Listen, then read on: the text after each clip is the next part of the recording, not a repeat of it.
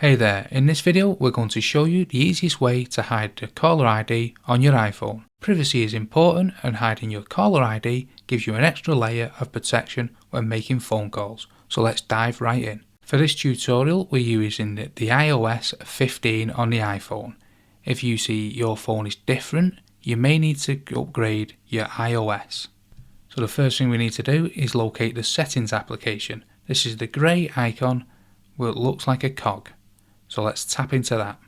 Now let's scroll down in the settings app until you see the green phone icon labelled phone. Click on it to open the phone settings. Now we're in the phone settings, let's scroll all the way down until you see the section calls and you'll see the option show my caller ID. Let's click on it to proceed. On the show my caller ID page you'll see one button. Click on it to turn off your caller ID and make sure your number appears as no caller ID when you make calls. And that's it. Now you know how to hide your caller ID on your iPhone.